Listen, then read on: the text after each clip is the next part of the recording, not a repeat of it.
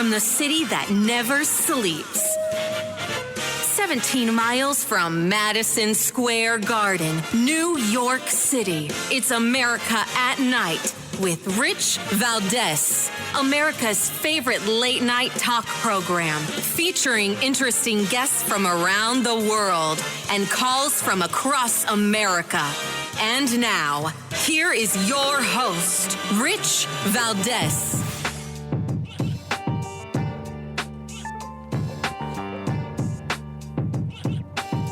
Hi there, good evening, and what's up, America? I am Rich Valdez, Valdez with an S, at Rich Valdez on all of the social media, your liberty-loving Latino amigo. Happy Monday. We're just coming off of St. Patrick's Day. Big shout-out to all of the folks celebrating St. Patrick's Day. I love to say, kiss me, I'm Irish on St. Patrick's Day. And lots to discuss. If you want to join our late-night national town hall conversation, give me a call, 833-482-5337. 833-4-Valdez. And I don't know where to start, right? There's so much to talk about. I think I want to talk about Supreme Court Justice Ketanji Brown Jackson and her indicating that somehow the First Amendment is hamstringing the government. They're hamstrung. We're going to get to that in a second. But I think we're going to start with the bloodbath controversy, right? Because Donald Trump had a rally. He does these all the time, and they're record-breaking each and every time, in my opinion. And the records he's breaking, the ones that his opponents are doing, right? They're not doing it. Whenever they have a gathering, they don't pull in as many people as he does. That's why I say they're record-breaking. I mean, it really is quite a phenomenon, in my opinion, to see how people gather at these things. And then some of them you go to, and they're like, oh, this is my fifth rally, my sixth rally. I went to 4 different states. I mean, it's quite the phenomenon. It really is. But anyway, the point that I want to bring up tonight is you've likely seen the headlines all over the place that Donald Trump says, if you don't elect me, it's going to be a bloodbath. Now, this is just like so many other things he said, like when he said, I'm going to be like a dictator, all these other things, right? It's not the question of, did he say these things? Sure, he said it. I've got the video of him saying it. The real question here is, what did he mean? And why? Why are they making such a big deal? Well, of course, anything they can do to people that work all day, people that are trying to live their lives, raise their children, pay their bills. Of course, you're going to work and you hear on the news some, what you think might be an impartial journalist saying that, over the weekend, Donald Trump announced that there would be a bloodbath if he was not elected. And while those words were said, that wasn't the context. And the media is so hypocritical, filled with hypocrisy, because they themselves have been using this term for years. Now, this montage is a lot better in video because you could see the faces of all these journalists that come into your homes all the time to deliver and read the news, right? And they're not like Ron Burgundy, the anchorman, right? These are the real fake news people. And we've got a clip of both Trump making his comment, and it morphs right into the media making the same comments over the years. Listen to this. They want to do this all-electric nonsense where the cars don't go far, they cost too much, and they're all made in China. And the head of the United Auto Workers never probably shook hands with a Republican before. They're destroying. Mexico has taken, over a period of 30 years, 34% of the automobile manufacturing business in our country. Think of it. Went to Mexico. China now is building a couple of massive plants where they're going to build the cars in Mexico and they think that they're going to sell those cars into the United States with no tax at the border. Let me tell you something to China. If you're listening, President Xi, and you and I are friends, but he understands the way I deal, those big monster car manufacturing plants that you're building in Mexico right now, and you think you're going to get that, you're going to not hire Americans, and you're going to sell the cars to us. Now, we're going to put a 100% tariff on every single car that comes across the line, and you're not going to be able to sell those cars. If I get elected, now, if I don't get elected, it's going to be a bloodbath for the whole, that's going to be the least of it. It's going to be a bloodbath for the country. That'll be the least of it. But they're not going to sell those cars. They're building massive factories. A friend of mine, all he does is build car manufacturing plants. He's the biggest in the world. But as Politico.com reports tonight on the, quote, bloodbath at the RNC.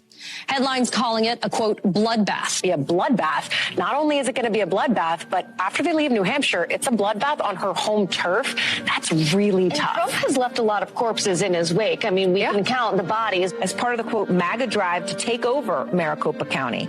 And the headline refers to it as an impending bloodbath. Columnist Charles Blow has a new piece for the New York Times entitled A Biden Bloodbath. 2018 midterms, you can bet that they 100% are fearing a slaughter. In fact, the word bloodbath and massacre come up frequently. The Republican Party will be destroyed. It's going to be a bloodbath. There's going to be a bloodbath one way or the other. Bloodbath for Bernie Sanders. It's been a bloodbath there, shaping up to be a bloodbath. Head off a bloodbath in next year's crucial midterm. Off-year elections are often a bloodbath.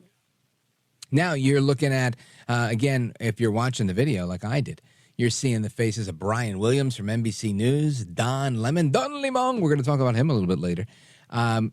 So many of your favorites, I think Rachel Maddow was in there.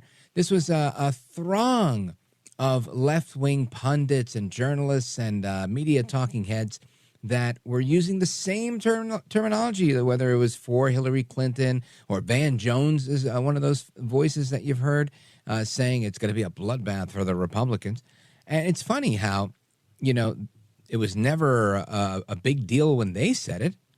It's only a big deal when Trump says it. Now, this is of interest to me because I think, oh, my goodness, oh, boy, how do we make such a big deal about this? When you heard the full Trump cut, I played the whole thing for you, and now you've heard the media doing the same exact thing, and I'm sure you've heard this all day. But it's so important to make this juxtaposition, right? We've got to compare and contrast because otherwise people will lie to you in your face and hope that you won't catch them, hope that you won't fact check them, hope that you won't push back, hope that you're not thinking. And ultimately, that's the problem we face as Americans, is that we're just so, I'm going to say I'll use myself as an example, but I don't feel like I am. But there are times we can all be like this, lazy to think. And often, and I'm not indicting people. No, I'm just saying we can't be lazy to think because we're exhausted taking care of our children, because we're exhausted going to school and working full time, because we're exhausted working more than one job. We just can't, right? You have to be on your P's and Q's. You have to be on point. There's no other, right? In Spanish, no hay otra. There really is not another alternative. We have to be able to hear the falsities come through the airwaves and say, I call BS on that. Whether it's me or anybody else. People are calling BS on me all the time. Go through the comments on Facebook. It's funny stuff. So, look, this is why we have to stand for something. We stand for nothing, we'll fall for anything. I always say that on my podcast, which you should check out, by the way. This is America with Rich Valdez. But straight ahead, Roger Marshall, good senator from Kansas, is going to be with us. We're going to talk about TikTok, the border, and a whole lot more. Don't go anywhere, folks. It's Rich Valdez, and I'm coming right back.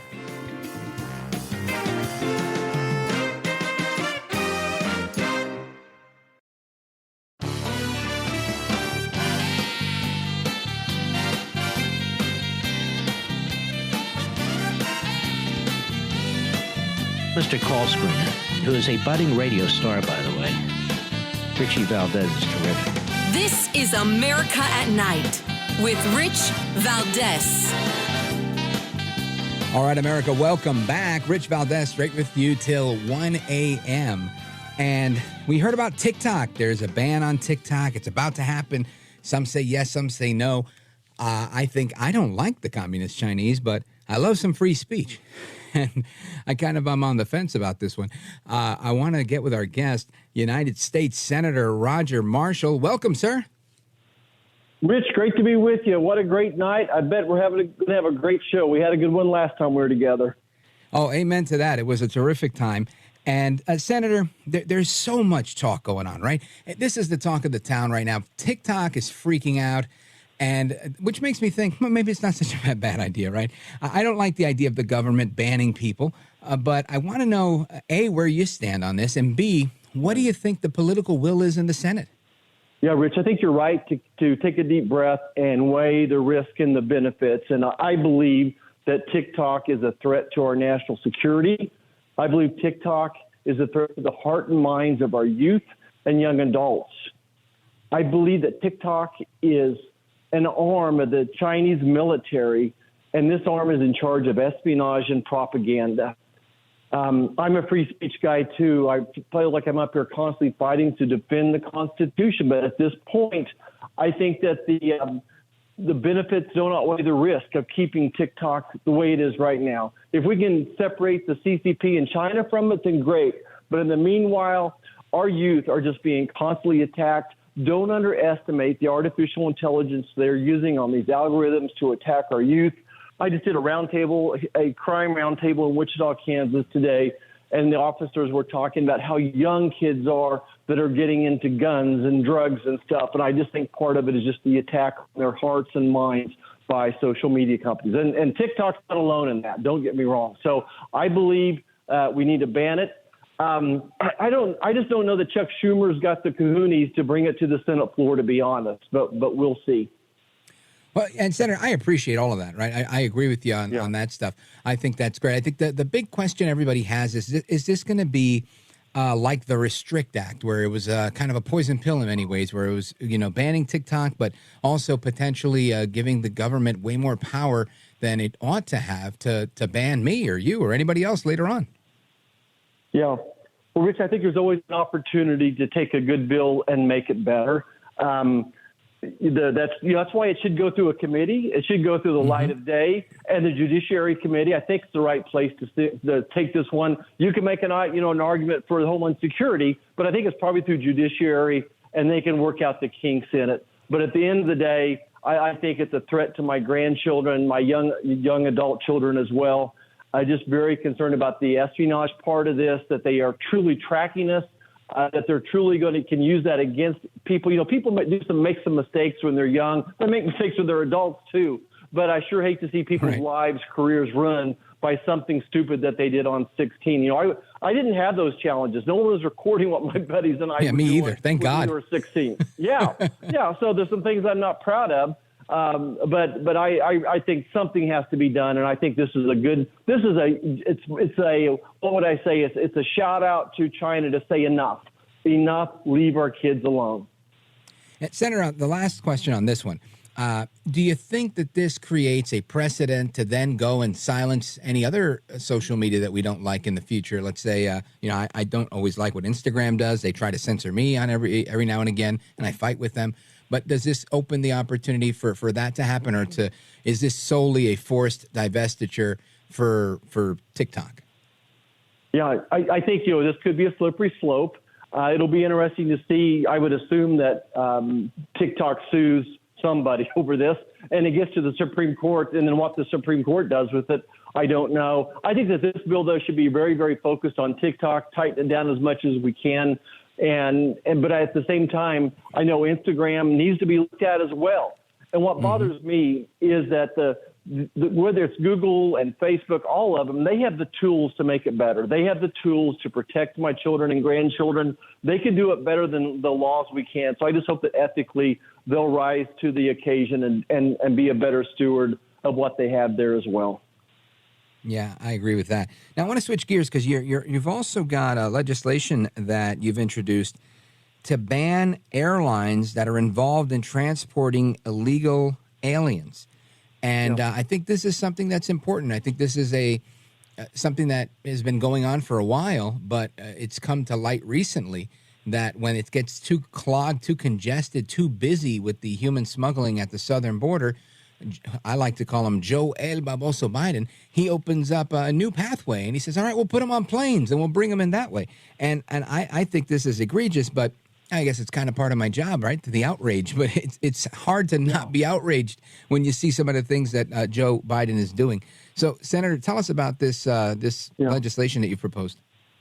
Yeah, Rich, again, I'm thinking about national security. I'm thinking about our TSA agents letting foreign illegal immigrants board planes without an adequate identification. They don't have a driver's license. They don't have a passport. They're using the CBP One app is what it's called. Over 1,000 of them a day are coming into this country going through the CBP One app. I don't think they've properly been vetted. And when I see them give that as an ID to our TSA agents and hop on a plane, I think it endangers, hundreds of people at a time.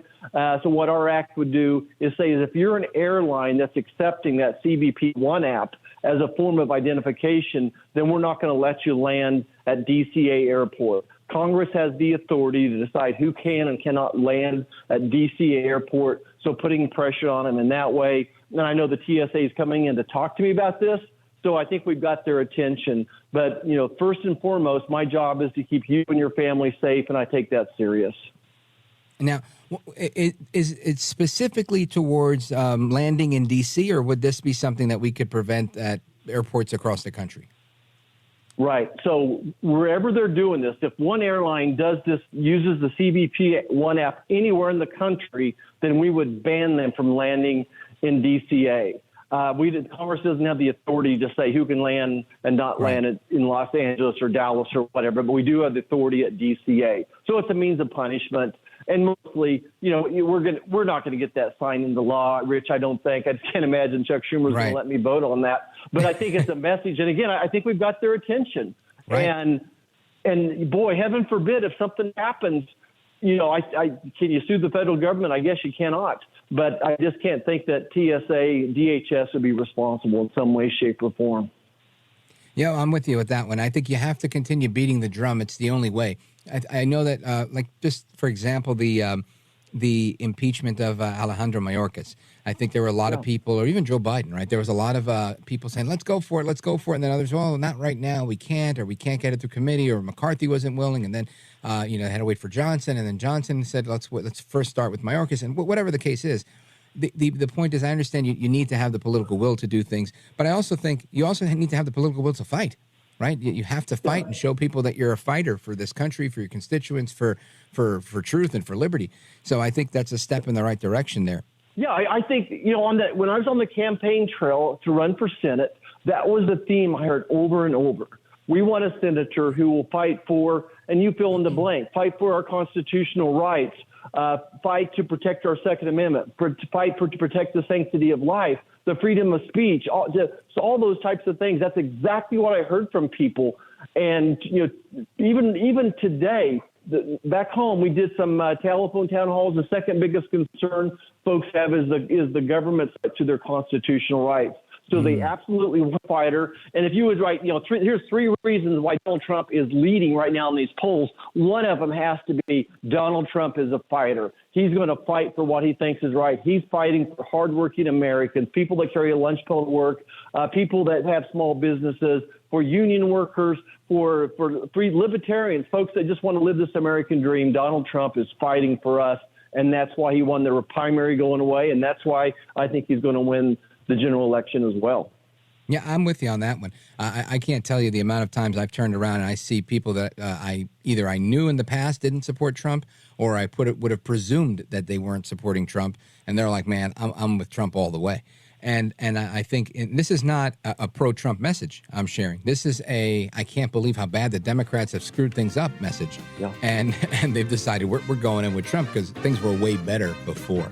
Folks, we're on with United States Senator Roger Marshall from the great state of Kansas. And we're coming right back with your calls and more. And we come back with Senator Roger Marshall.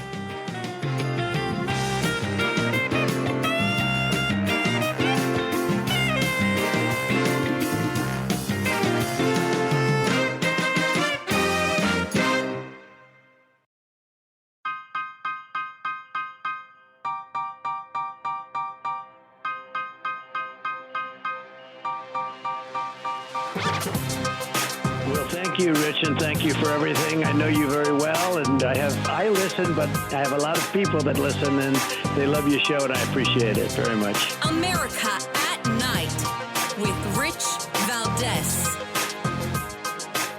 All right, familia, welcome back, amigos. We continue our conversation. Of course, your calls are coming up next, 833-482-5337, 833-4-VALDEZ.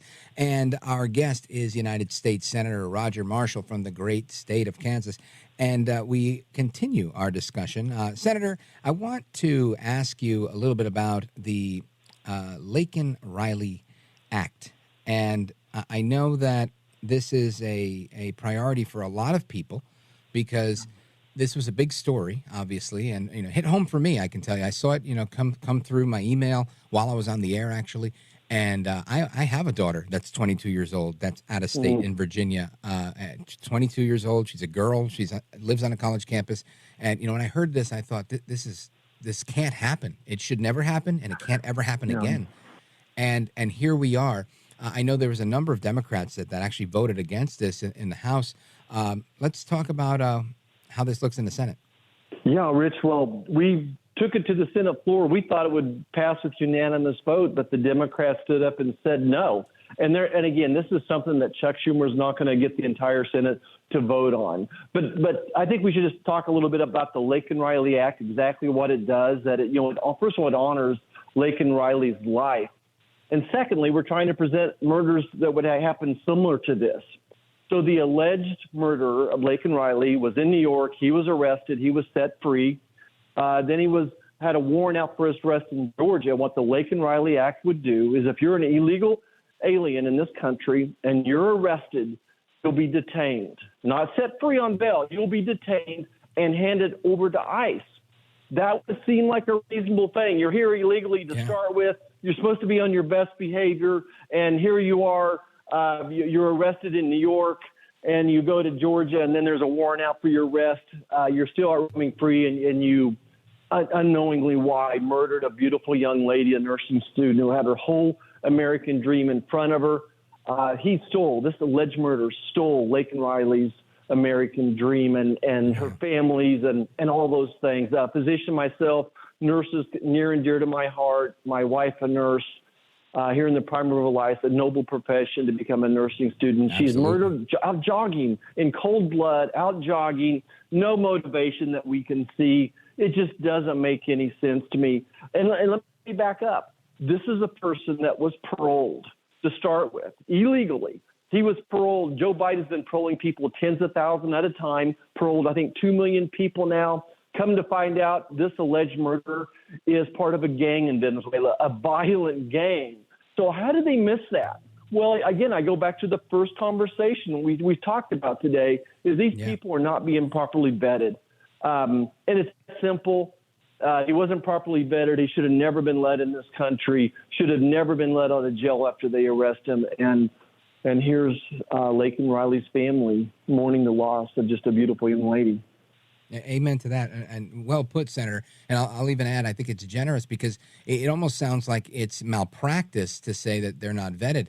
But from my view, it seems more like malfeasance, and it's almost intentional. We know this. There are people like you. There are people like me. There are people out there saying, there are people like Donald Trump, who's been saying it since 2015, shouting from the rooftops that there are people that are criminals that are amongst the illegal aliens that are coming into this country. And I understood that message loud and clear. My parents came from Puerto Rico. I have no issue with people coming here for a better life for any reason. But I think you have to have good intentions. And it's clear, this gang you mentioned, we had somebody on the other day talking about it. It's called El Tren de Aragua. And it's a very violent gang that ran a whole prison in Venezuela. And all of a sudden, they're here. They're all here. And Venezuela says, we're not taking them back. This is a big problem. Yeah. The Border Patrol would readily tell you that they have the people to vet maybe 1,000 people on a good day. And here they're coming in 5, 7, 10, 13,000 people a day. It's impossible for them to vet this number of people. When they're letting in paroling people tens of thousands at a time, there's no way they're properly vetted. 40,000 Chinese nationals come in this country. Now I know where they are. Most of them are working these huge weed farms in Oklahoma. We'll come back sometime and talk about that in the Chinese triad. But it just, by the way, there's 1.5 million people, illegal immigrants in this country that have went through the entire legal system, asking for parole, everything, that have been told to leave the country that are still here. 1.5 million people that ICE should be removing. And they're sitting here, for all we know, typically on free health care, free food, all those types of things, pushing our veterans out of our VA, all those things. This will take decades, Rich, for the United States to recover from these 10 million people that have invaded our country, the violence, the crime that we're seeing upticks across the country, human trafficking. And I'm not a person to exaggerate. I'm a very practical person, but it scares me to death what we're seeing right now. November cannot get here soon enough. Folks, we're on with United States Senator Roger Marshall. He's a physician, so when he says he doesn't exaggerate, he doesn't, right? It's part of your job. And Senator, I want to two questions before we part. One is political, and the other one is speculative here on just a report I'm seeing. Google is being reported to have interfered in U.S. elections 41 times. Does that surprise you when you see a headline like that? No, not a bit. We saw it. I think we all see what we think is interference in our election process. And it's just a matter of, during an election, go search a Republican's name and see what comes up. I think they use algorithms to push our stuff down. No, there's no doubt about it. I think question. Facebook gets all the bad press, but Google is equally, if not more so, guilty. Yeah, I agree with that. And finally, there's all this controversy today about Trump having to pay $454 million as a judgment in this civil fraud trial. His lawyers are trying to work on not paying that right now and getting around that. Letitia James, the AG in the city of New York, is hell-bent on trying to bankrupt him and take his properties. This doesn't sound like America, or is that just my misunderstanding because I'm partial to Trump? Oh, my gosh, this is one of the worst cases of justice I've ever seen, the weaponization of justice. This lady is unhinged, has a personal vendetta, a political vendetta. Look, she's running for governor, right? She's running for governor or vice president. That's why she's going after all this press. We've seen these type of people before that are doing this in the name of building up their own name, their reputation. It is just, it's this double standard of justice. The law is not being applied equally, and the thought of a fine of this proportion it's exponentially off. But what we know doesn't kill him is going to make him stronger. And every time they do this, my people back home will say, I'm going to show up and vote. I'm going to be there in November. If it's rain, shine, hail, storm, snow, we're going to get out and vote. And this is why Trump voters are so motivated. Stuff like this is happening. We're not going to let it. We're not going to let them take us down. Just like I was listening to the story this morning about the Star Spangled Banner and how that was written, and how just people, person after person, even when the flag would get knocked down by the British bombardment, would get back there and put the flag back up. It's crazy times, Rich. It is absolutely crazy times up here, but we're going to still win this. I believe in a just God, and people of America are wakening up, and we're going to be there for President Trump in November. Amen. We all need to be there for America. Folks, United States Senator Roger Marshall from Kansas. Senator, I want to thank you for being with us. You are a gentleman, a scholar, and a patriot, sir. Thank you, Rich. And go Jayhawks in the March Madness. Sounds good. Your calls and more coming up. 833-482-5337, 833-4-VALDEZ. This is America at Night with Rich Valdez. Call now, 833-4-VALDEZ. That's 833-482-5337. 833-4-VALDEZ. That's Valdez with an S.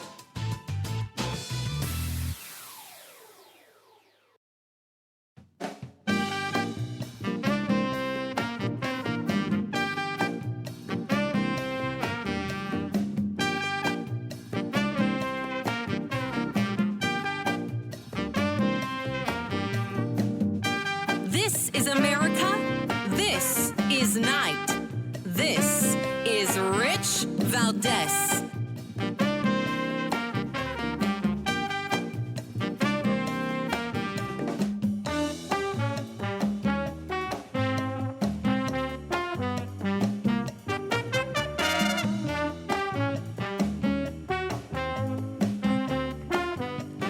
All right, America, welcome back. And as promised, I wanted to get into a little bit of what's going on with Justice Ketanji Brown Jackson. Now, the Supreme Court was listening to oral arguments in the Missouri case. Now, if you remember, that was the case where then Missouri Attorney General Eric Schmidt brought the case for the social media companies in the White House getting involved and whatnot. And it was a brilliant case, in my opinion. And I want your thoughts on this and the interview with Senator Marshall and the bloodbath comments. And there's more of that to come. We have a lot of audio on that. So the number for that is 833-482-5337. 833-4-VALDEZ. But I want to play you this clip of audio of Justice Ketanji Brown Jackson saying something that I think is just amazing, that she's an associate justice of the Supreme Court and that she's been educated in the law. This is rudimentary America 101 about free speech. And in essence, she's saying that free speech is hamstringing the government. Listen to this. So my biggest concern is that your view has the First Amendment hamstringing the government in significant ways in the most important time periods. I mean, what would you have the government do? I've heard you say a couple times that the government can post its own speech, but in my hypothetical, kids, this is not safe, don't do it, is not going to get it done. And so I guess some might say that the government actually has a duty to take steps to protect the citizens of this country, and you seem to be suggesting that that duty cannot manifest itself in the government encouraging or even pressuring platforms to take down harmful information. So can you help me? Because I'm really worried about that because you've got the First Amendment operating in an environment of threatening circumstances from the government's perspective, and you're saying that the government can't interact with the source of those problems. So let me translate that for you how I hear it. So you're saying that the government has no power over free speech because the right to free speech belongs to the citizen and not to the government. Wow, Justice Brown Jackson. She's very concerned that people have a right to say things that the government thinks is reckless. Right? Donald Trump said that it's a Chinese flu. Oh, my goodness. You can't talk. You can't say it's a flu. Everybody's dying. I don't know. What was it, 2 or 3 weeks ago? The CDC said, oh, we're going to treat it like the flu. Fascinating. Fascinating to me. And yet here we are with this woman sounding actually nervous. Like sometimes I think it's a show, and then sometimes I think it's ideology. I think this is just genuine brainwashing, right? Maybe I'm the brainwashed one. Maybe I'm the brainwashed one that believes that our rights come from God and not the government, right? We heard about that a couple of weeks ago where the woman said, this is crazy. These are Christian nationalists, right? Absolute crazy town. Justice Brown Jackson. She's concerned, very, very concerned, that the government is hamstrung by our rights, our right to free speech. I mean, it just amazes me.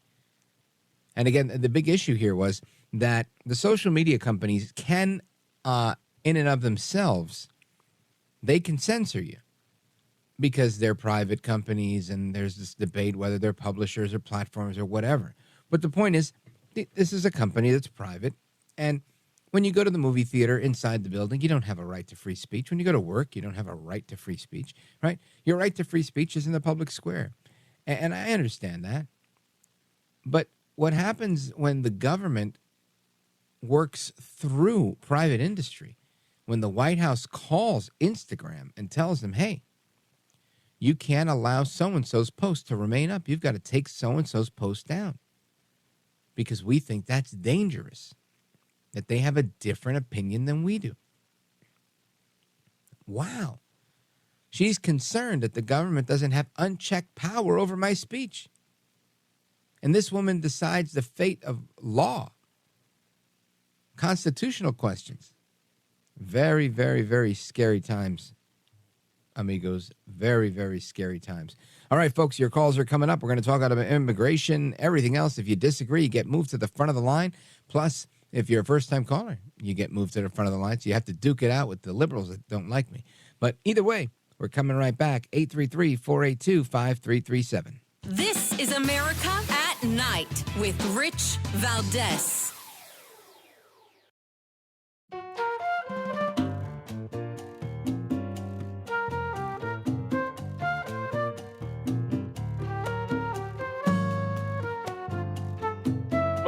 across America to the liberty-loving Latino, Rich Valdez. This is America at Night with Rich Valdez. All right, amigos, welcome back. Rich Valdez continuing with you. I'm on with you till 1 a.m. Eastern time, by the way. Phone number is 833-482-5337, 833-4-Valdez. Let's go to the phones. I want to go to Pittsburgh, Pennsylvania, KDKA, and check in with our buddy Jim. Jim, go right ahead. You're on with Rich Valdez. Welcome. Hey, how you doing, Rich? Hey, I didn't realize you were from Puerto Rico. Roberto Clemente, my childhood hero as a baseball player, was from Puerto Rico. Yeah, he's a legend. Roberto, a legend. Hey, look, I was calling Venezuela. It was how terrible a country it is, but I'm not a lawyer, but in 1974, I was going to go to law school at the University of Pittsburgh. I had a constitutional law class. Yeah. Now, that woman, she's a district judge. That's the lowest level, Rich. The district judge most likely was a D.C. appellate judge, okay? Complete moron. I mean, that's the first. Are you talking about Amendment, Justice right? Jackson? Yes. That's see, associate judge, district judge. Now, that case most likely was heard in D.C.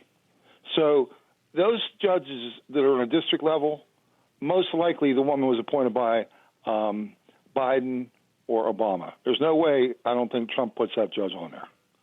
Yeah. Well, no, she was. She was appointed by Biden. He said, I'm going to appoint an African-American to the bench.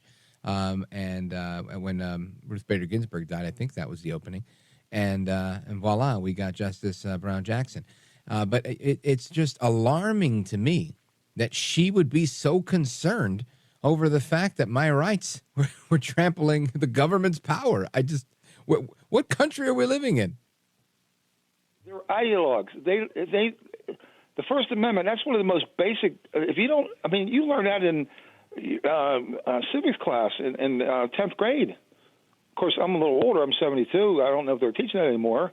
I don't think they are. But yeah, well, my kids learned it. Let me tell you, they did, Jim. And I hope that everybody else's kids learn it too. Because the minute that you have this uninformed populace, right, you have people that are civically illiterate or constitutionally illiterate, people will take advantage of you all day. And they work all day with disinformation, in my opinion, talking about the Constitution is living and breathing. And all these other comments that they make, it's outdated, it was written by old white men, whichever argument they use. And, you know, it didn't include blacks as full people. You name it, they try to say it to delegitimize the Constitution because there's a hatred towards the Constitution. And I feel like if we don't have a Constitution, there's very little for us to stand on because everything becomes very flippant. And ultimately, you know, I always tell my kids this whenever, you know, I tell them, beware of the argument that the Constitution is living and breathing. And when you hear it, think of a car note, think of a mortgage, think of anything where somebody can say, no, forget about the loan agreement that we have. We're going to change the terms of that, right? You just can't do that, Jim. That's a good way to put it. Well, you know, you might be fascinated to hear this. They took a survey. 2/3 of the people in the United States, I'm talking about adults now, can't tell you the three layers of the federal government. Executive, legislation, and judicial, they can't tell you which falls under which. Like, for example, under the executive, it's the president and the DOJ and everything else. Right, or the courts under judicial and the legislative branch with Congress and the House. Yeah, you know, Jim, I think it's alarming. That, to me, is alarming, not Justice Jackson's phony outrage over my rights to free speech and yours. Jim, thanks for the call. Big shout out to KDKA. Folks, we're coming right back. Lauren Conlin's joining us. Don't go anywhere.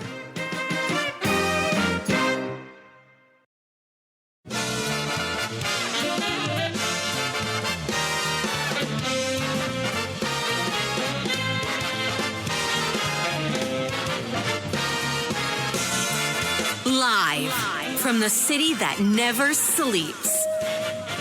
17 miles from Madison Square Garden, New York City. It's America at Night with Rich Valdez, America's favorite late-night talk program, featuring interesting guests from around the world and calls from across America. And now, here is your host, Rich Valdez.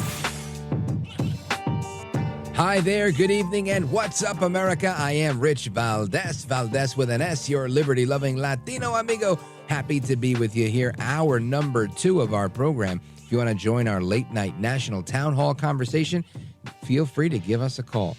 The number, 833-482-5337, 833-4-VALDEZ. And I want to just bring your attention to a couple of stories, right? Of course, the lawyers are saying that it's impossible for Trump to post bond covering a $454 million civil fraud judgment. And, of course, Letitia James is all but too eager to come after El Trumpito Donaldus Magnus, the 45th president of these United States, trying to get him to pay. So she wants to take his property. And I think that's the whole goal. They want to destroy this man. This is not punitive. This is cruel and unusual punishment. Now, his lawyers today were arguing in the New York Appellate Court that this is an impossibility. With interest, former President Trump owes $456.8 million. In all, he and the co-defendants, including his company and top executives, owe $467.3 million. To obtain a bond, they would be required to post collateral worth $557 million. Trump's lawyers said, per the report, the defendants have approached 30 different surety companies through 4 separate brokers to get this bond, and no dice. A state appeals court judge ruled last month, of course, that Trump must post a bond covering the full amount to pause enforcement of the judgment, which is to begin on March 25th. So as that continues, I will keep you up to speed on this story. But clearly, they're just trying to jam him up so that they could take his property and say, aha, we got you. You messed it up yet again. And this is kind of what the media does, right? We're talking about this. The former Attorney General of Missouri, Eric Schmidt, who's now a United States Senator, he brought this original case to Missouri v. I guess the White House, or Missouri v. America, whatever the case is called. And I think you all know the case I'm talking about. We've talked about it a number of times. But they had their oral arguments today, and that's where you heard Justice Ketanji Brown Jackson say that it's very concerning to her that the government is now hamstrung because we have free speech rights. And this doesn't surprise me because the media is filled with people that, in my opinion, are fakes, they're phonies, they're frauds. And among them are those that, sometimes we see on television. And I'm sure they're fine people, right? I'm going to say there's fine people on both sides, like Trump said. But, a couple of weeks back, I went to a Fashion Week event, and one of the people that was on the red carpet right in front of me, part of the group I was with, so I don't want to, really disparage him, but I've always been very critical of his opinions politically, is Don Lemon. Don Limon, as I like to call him. And Don Limon, he was on the red carpet ahead of us, and he was looking very dapper, had like a salmon, I think it was a salmon-colored suit on, and, just he was decked out to the nines, as many were on Fashion Week. And I didn't have any interaction with him, but I saw, his interactions with some of the fans, and he was in a rush, so he didn't really take too many pictures. But I guess he had time to do that because he had, parted ways with CNN and hadn't really landed where he was going to be. Well, there was negotiations with with Elon Musk on Twitter and X, as it's called. And lo and behold, they did an interview, and they were ready to go, but some stuff went south, and we're going to get into that momentarily. But I want you to hear this clip of audio, an exchange between the two men. Check this out. If you look at those anti-Semitic and racist tropes and tweets, and as of this morning, they're still on X. And from your own content policy, these posts should have been deleted. So why haven't they been deleted? Why are they still there? We delete things if they are illegal. But these have been up there for a while. Are they illegal?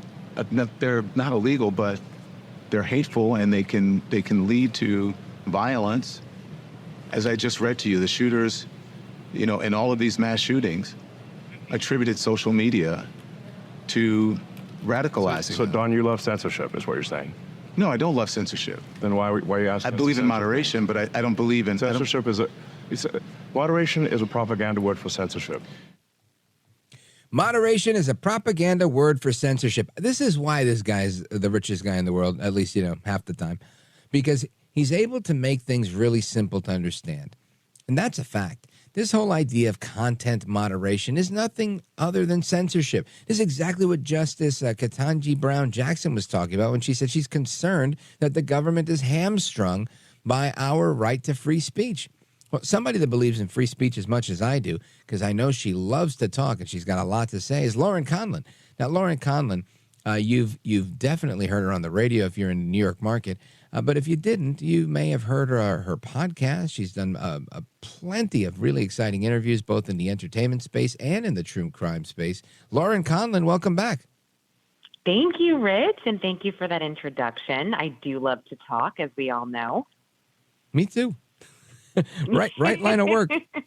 So you heard the exchange, right, between Don Limon and Elon Musk. Give us the scoop. First, react to that audio. What do you think of that? Yeah, I mean, look, I'm not a big fan of Don Lemon. I was never a CNN watcher. To be completely honest with you, he was more in my gossip magazines, like walking his dog on the beach in the Hamptons, which is when I first really heard of him. I'm like, who is this guy? He looks like he lives a nice leisurely life. So, I mean, look, I think Don Lemon is really trying to be relevant here, and he's trying to do these gotcha interviews. He thinks he's doing this, these hard-hitting journalistic interviews, and I just don't think that's the case. I think that interview was really hard to watch, Rich. It was cringy to me. Elon's on the spectrum. He's not he's not the best at vocalizing what he means, in my opinion. And I think that this whole thing is so interesting because Don Lemon is over here on Twitter. And I don't know if you've seen these posts, but they're super funny to me. He's like, the Don Lemon Show, episode 1, and he's doing all these things. And he's thinking he's this like amazing journalist asking these crazy questions. And I think that episode 1, the full interview, he has like 1.5 million followers. And at the time I was looking, which was like an hour ago, he had 45 retweets. That's horrible. I mean, that is horrible. Like, nobody cares. Literally nobody cares. And he also, he kind of said, Elon begged me to have this show on Twitter. He begged me to do this. And then, he didn't kick me off. He just rescinded the invitation. Well, I mean, Elon can do whatever he wants. It's his platform. He bought it. So, you kind of lost out because I'm pretty sure Tucker Carlson is going to make something like $12 million a year on Twitter doing this show, something insane like that. So yeah, Don Lemon, I don't know. I don't really think he's the real winner here. Yeah, Lauren Conlin, I think there's two things happening here. One is I think, and I'll disagree with you on the point of Elon Musk not being saying things clearly. I think, at least in this situation, the clip that I just heard, he was incredibly clear. And he said, so, Don, you think, moderation is nothing more than a propaganda word for censorship? I think he's right on that one. And I totally agree with you that I don't know that Twitter is the right place for Don Lemon. And maybe I'm wrong. I don't know. I don't really know the social media world. But I do know that Don Lemon didn't make it on CNN. And I'm not trying to disparage. I'm just saying, if you can't make it there with that type of journalism where it's very, very left leaning, very in your face, very incendiary, then, shoot, we got a problem here, Houston. And I think that's what's happening here. Elon Musk, I think, combined with what your commentary, which is that it wasn't very popular, it leaves you with this situation where it's like, I don't know if I can give you $5 million up front and then $8 million a year. And I think those are some of the demands I've heard that he asked for that, I just don't know that really works out that way. Well, I think if you're Tucker Carlson, you've got this built-in audience that he brings to the table. And I don't know that Don Lemon, or as I call him, Don Limon, is bringing that to the table, Lauren Conlin. Yeah, no, I agree with you. I think Don Lemon is really, I think he would be more respected if he did some kind of interview with Mayorkas about the border or something that people are not expecting. Do you know what I'm saying? This being like, yes, let me just go after Elon Musk because I don't agree with XYZ. It's just not impressive to me. It's really not. It's a bore. I hear that. And you know, I guess the results of it were, were evident of that. Folks, very lackluster. We're on with Lauren Conlin. Lauren, I want you to plug it now, but I want you to plug it again later. How do people find your podcasts and the work that you're doing? Oh, yes. You can head to any podcast outlet like Apple or Spotify, and you can search for the Outlier podcast hosted by Lauren Conlin, or you can search for my other investigative podcast, which is called Corruption, What Happened to Grant Solomon. Yes, I am still working on that, Rich. And the Outlier podcast is more of a mix of pop culture and some one-off true crime cases. And right now I am doing a mini-series on the death of Boston police officer John O'Keefe, who has been who died 2 years ago, but his girlfriend at the time is accused of killing him, backing over him after dropping him off at a party in her SUV. So it's a very interesting case, and social media goes insane for it. I also want to plug the fact that the Grant Solomon case that I've been covering for almost a year finally made it to the Daily Mail. They did a nice article about it. So I was very pleased to see that. Yeah, it's finally getting some traction, so I'm happy. Well, when we come back, we're going to talk about this Officer O'Keefe case with Lauren Conlin, and make sure you give her a follow and subscribe to these programs. She's a fantastic talent, and you definitely want to check out her work. Folks, don't go anywhere. We're coming right back. I'm Rich Valdez. This is America at Night with Rich Valdez. Call now, 833-4-VALDEZ. That's 833-482-5337. 833-4-VALDEZ. That's Valdez with an S.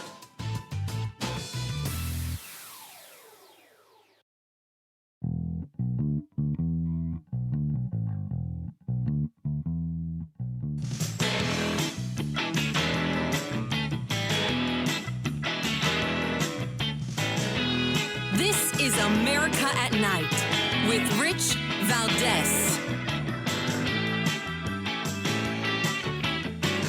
All right, America, welcome back. We're on with Lauren Conlin. Lauren Conlin is a reporter for entertainment news as well as a podcast host for true crime. And she digs in on some of these cases and really just goes to town with it.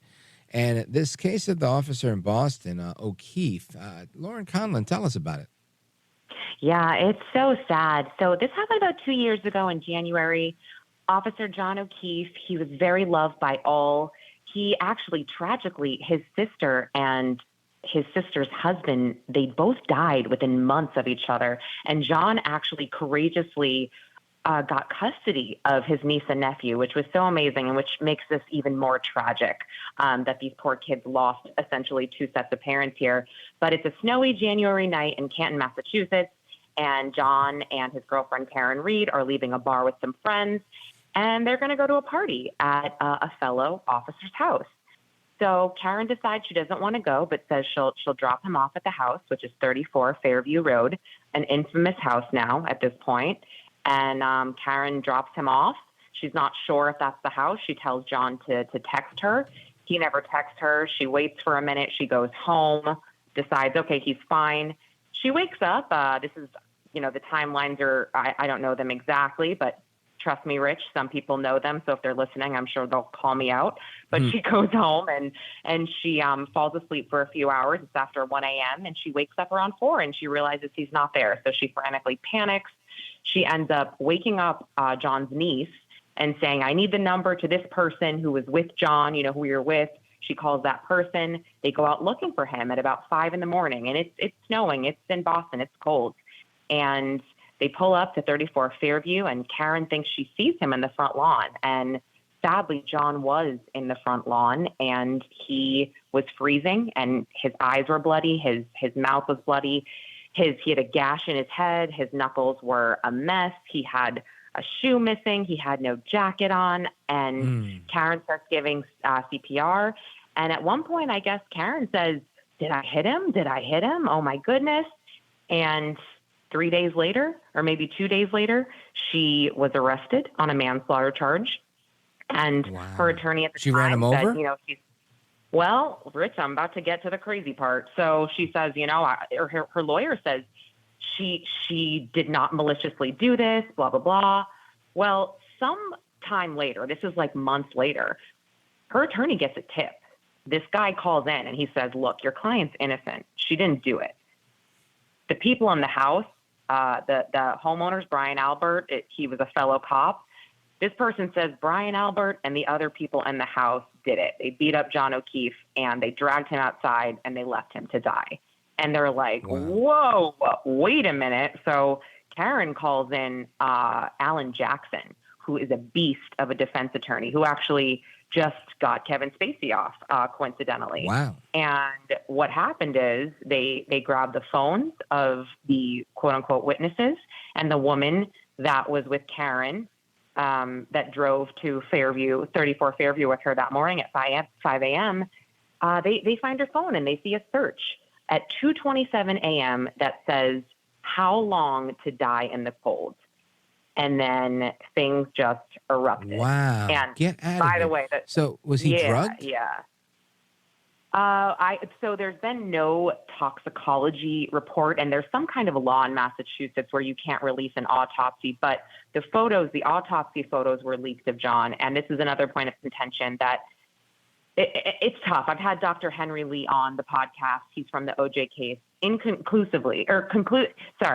can't conclusively say what happened to John's right arm, but people argue that there are dog bites on John's arm, and the Alberts had a dog, and the dog is no longer with them. They gave the dog away soon after this, and there was some reports, the dog was biting people, and I believe the defense, tried to get this information from the state, and then 34 Fairview, they sold the home as well.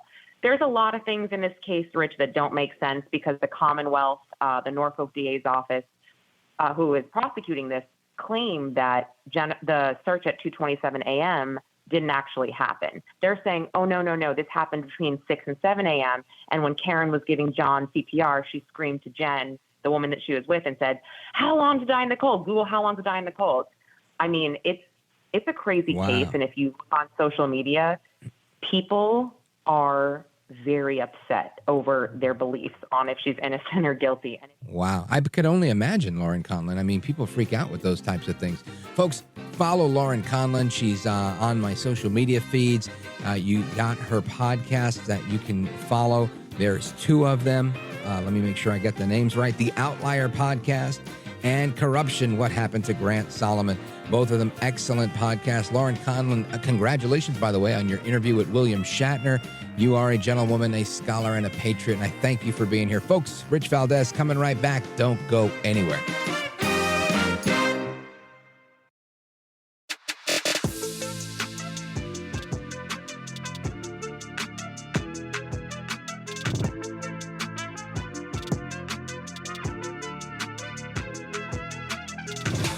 This is America. This is Night. This is Rich Valdez. All right, America, welcome back. Rich Valdez keeping you company till 1 a.m., trying to bring you the best guests that really command these topics. And just a quick Google of a couple of things going on in the cyber attack world. Look at this. We've got Change Healthcare. They got hit with a cyber attack, I don't know, a month ago. And just today, a few hours ago, Yahoo Finance is reporting that United Health is saying they're finally making progress on recovering from that massive attack on the pharmaceutical distributor. That's one big story that's out there. Then you got the IMF, the International Monetary Fund. They were hit by a cyber attack. And then you've got CISA. That's our Cyber Infrastructure Systems Administration. I think I said it right. CISA.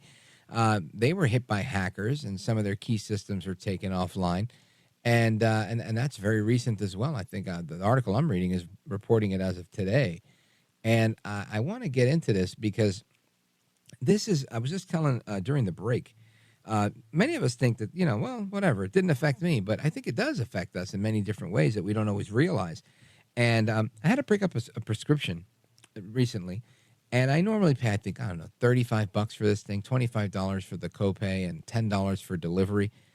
And I called and they said, no, you know what? We can't. We usually use this coupon code, and we were able to get it for you at that rate, but we can't do it right now because Change Healthcare was hit for whatever, and you're gonna have to pay $200 and some odd dollars. And I'm thinking, man, if it's affecting me and getting a simple prescription, just imagine what's happening when CISA gets hit, right?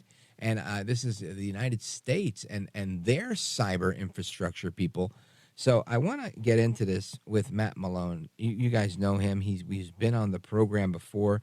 He's truly an expert in this stuff. Has his finger on the pulse of everything that's going on, and he is the director of cybersecurity at Vestrada and has an illustrative background in this as well. And if I remember right, he was in law enforcement too. So Matt Malone, welcome back. Thank you. Thanks for having me. My pleasure. So what can you tell us about this attack on CISA? Well, CISA is designed to protect us, right? It's a critical infrastructure agency, and it's it's where pretty much all the standards of cybersecurity come from. So, nobody is immune from attack. The NSA has been breached, the DoD has been breached, CISA has been breached. It's the attacks of nation states and the attacks of these groups like Black Cat, are pretty dangerous groups, and they're well funded. They're they're making tons of money. So there's nobody who's immune to it right now. Yeah, and I guess that's a great way to start off, because I feel that when it comes to cybercrime, many of us think we are immune.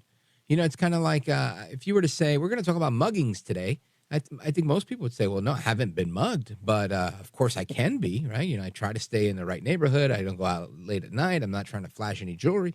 But I think everybody realizes they can be mugged. And while people probably, innately think, yeah, I guess I could be hacked or something, I don't think they really realize they can, and that this type of thing does happen all the time. It happens all the time. And it's with the tools that are getting out there now, if you remember, you used to think about the attack of the bad email that would come in. It was written in a poor language. Phishing. Hello, my friend. Phishing, right? So it was just this terrible language. And you're like, oh, this is obviously, some sort of message that's not coming from my friend. This is poorly written. But now with AI, those messages are becoming more and more prominent.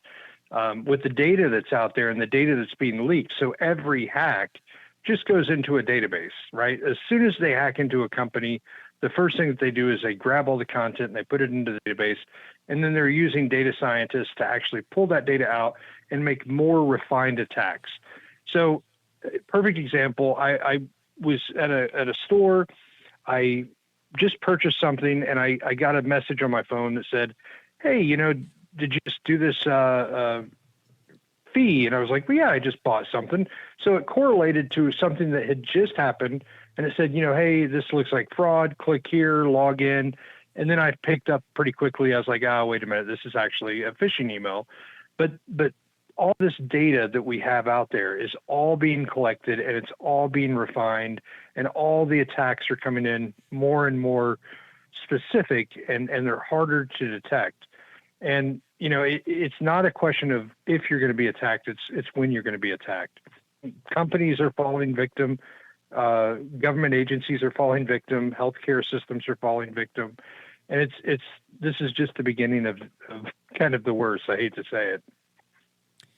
Wow, Matt Malone. That's scary. It really is. And again, I think you said it best, the CISA, the Cybersecurity Infrastructure Security Agency, I said it wrong earlier. They got hit about a month ago. And again, this is being reported today in securityintelligence.com that just in late February, they had already issued a warning that the cyber threat actors were exploiting these previously identified vulnerabilities in something they call Ivanti.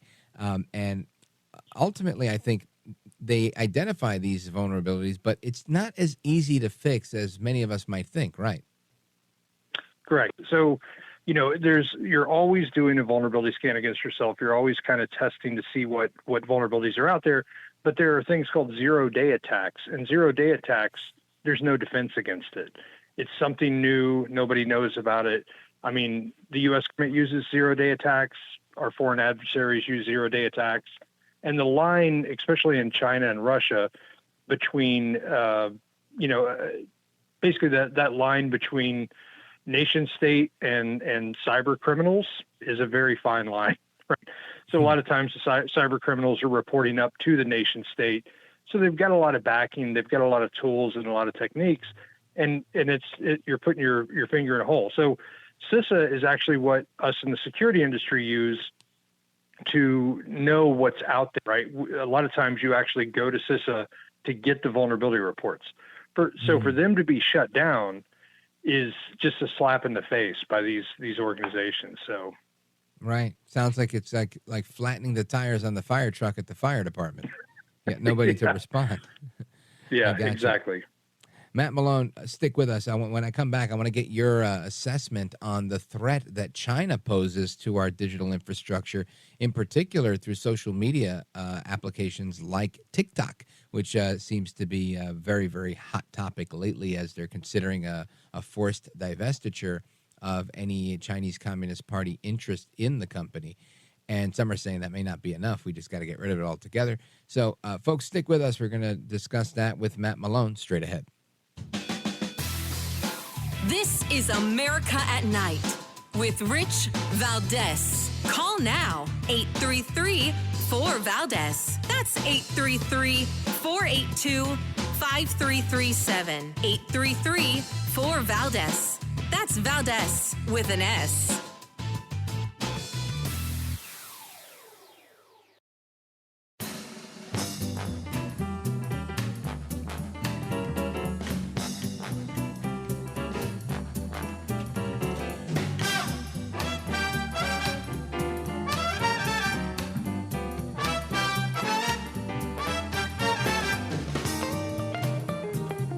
This is America at Night with Rich Valdez.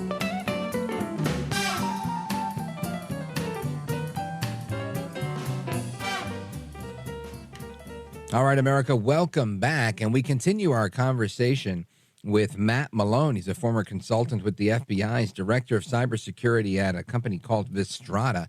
And Matt Malone, earlier, Senator Roger Marshall was on the program, and he was saying that while he thinks the threat from TikTok is very severe, he's not sure that Minority Leader Schumer will actually bring this to a vote. But whether the politics pan out or not, I'd love to get your take on the threat that TikTok poses to Americans, our infrastructure, and our national security. It's a huge threat, in my opinion. It's right now what they're saying is they just want it to divest from China, right? When the data lives in China, we don't have protections or controls around it. So if it's a U.S.-based company, you have things like CCPA, the Consumer Credit Protection Act. You have things like GDPR over in Europe.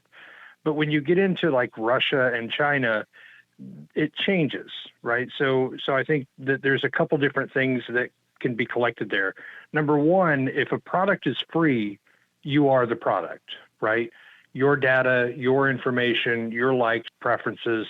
But also they go a little bit further and they look at, your phone type, your device, what kind of operating system you have.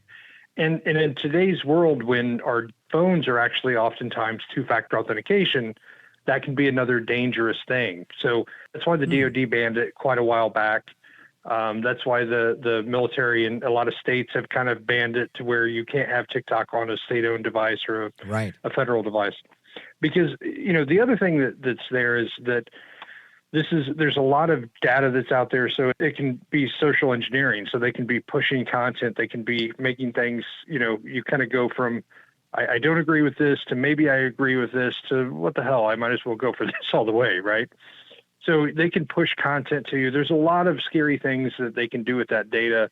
And like we were talking about, China and Russia are if you look at a heat map of where the hacks are coming from, when you were mentioning that Change Healthcare, that came from a black hat. That was a Russian-based attack. You can, and if China and Russia are sharing information and data back and forth, they can share information from TikTok, use that and leverage that for attacks to go into a system. So, it's all kind of one ecosystem, and it's a very dangerous ecosystem. So what, and again, I'm not asking you to be a political pundit here, but I'm just thinking, do you think that they actually get the political will to actually ban TikTok by this forced divestiture and make it an American-owned company? And does it still mean China has access to maybe get into those servers? Because I know that was part of the issue when the CEO of TikTok was on Capitol Hill. They were saying, hey, look, the original deal here was that you weren't supposed to house the servers outside of the country, but this stuff's going right to China, et cetera, et cetera. How do you think all that plays out? I think it's interesting that the vote was 352 to 65, right? In a very polarized government right now. I think that there's probably more behind the scenes that we're not being told or we don't really understand. Whether it kind of goes into the Senate, I'm not sure, but I'm honestly kind of hoping that they will divest and that's just kind of my personal opinion. I think it would be better to get it U.S. owned or at least in U.S. based servers. Yeah, I'm with you on that one, 100%. I think that's a wise thing. Now, earlier you mentioned Change Healthcare, and I'm just wondering, I know that this is a pharmaceutical company that deals with prescriptions and different, pharma stuff. What is the purpose of Russia doing this? Is it just to disrupt things, to hurt Americans that need medications, or is it to learn about what their ailments are and see how they could, hurt us in the future, or is it something I'm missing? So this attack was actually more of a ransomware attack. So they were going after money. When we look at threat actors are, they're either political or they're, but again, those lines are now blurred. So I think that once they kind of got into this system, they were able to shut things down. But, we've noticed that the Russians have been kind of poking at different pieces of things. So there was they shut down the pipeline a while back. They shut down a water treatment plant in Florida. They shut down a power grid in California. So, if you look at what happened with when they went to Ukraine, the first thing before any tanks rolled across the border, before any shots were fired, the first thing that they did was they attacked the Ukrainian websites and financial system through cyber attacks, and then they sent the troops in. Right. Mm-hmm. So I think that all of this is, every time I see an attack, I oftentimes will think, is this just kind of practice and for profit, which is, I think, a lot of times what this probably is. Folks, we're on with Matt Malone. He is Director of Cybersecurity at Vistrata. He is a former consultant with the FBI dealing with cybersecurity as well. And he's our guest, and we're coming right back. Don't go anywhere. This is America at Night with Rich Valdez. Call now, 833-4VALDEZ. That's 833-482-5337. 833-4VALDEZ. That's Valdez with an S.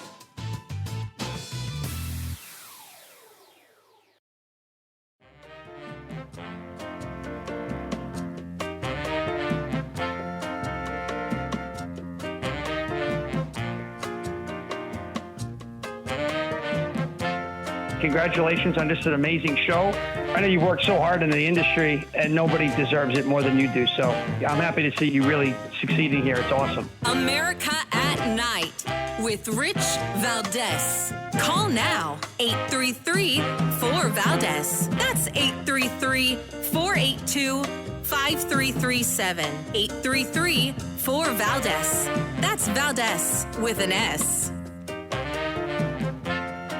All right, familia, welcome back, amigos. We continue our conversation with Matt Malone. He's Director of Cybersecurity at Vistrata. And Matt Malone, one of the things that I hear a lot from callers and people that I have conversations with is there's like an impending doom, a fear that doesn't go away for a lot of people, that the United States is going to get hit with a massive cyber attack that will cripple everything, bring down our financial system, and just, cause major, massive havoc. And I guess that's a doomsday scenario for guys like you. So my question to you is, A, I'm guessing this is what you work to prevent every day, but B, what's the likelihood of that happening? Well, I can tell you I've got 25 years of food storage in my garage. Oh, so you're waiting for it too.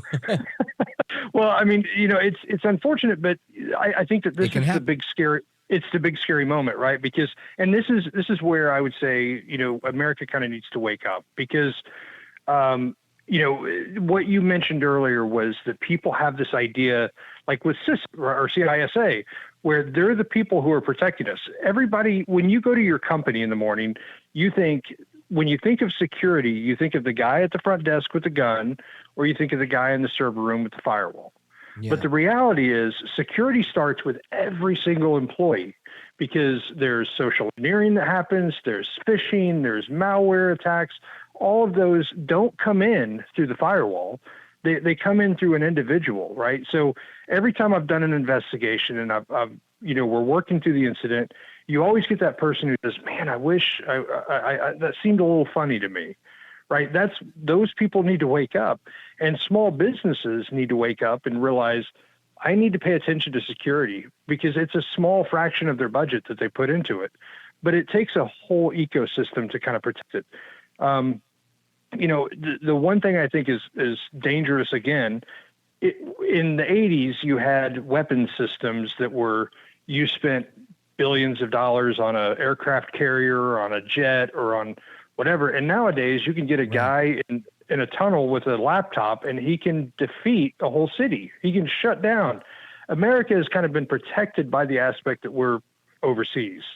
Right. We've got Canada and we've got Mexico, and we don't really see a battle going on between the two of them. But, we didn't have war come to our door. But now with electronics, war is at our door.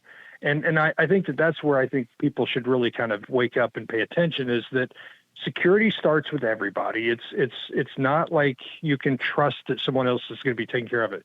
If you don't have two-factor authentication turned on your email, if you don't have it on your Facebook, if you don't have it on your bank account, you're doing yourself a disservice.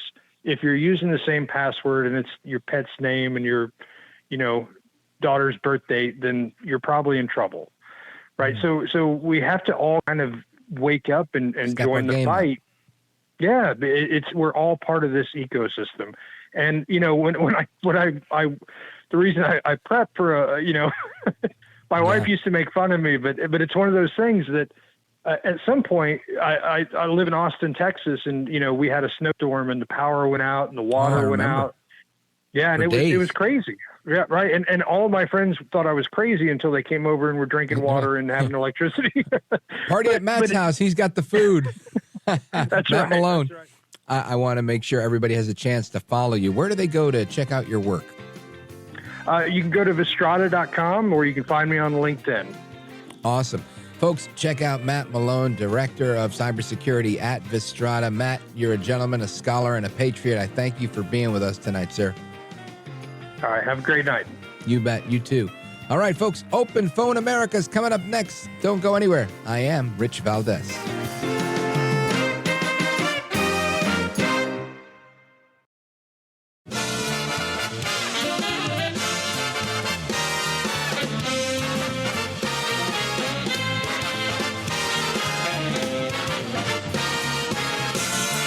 Live from the city that never sleeps.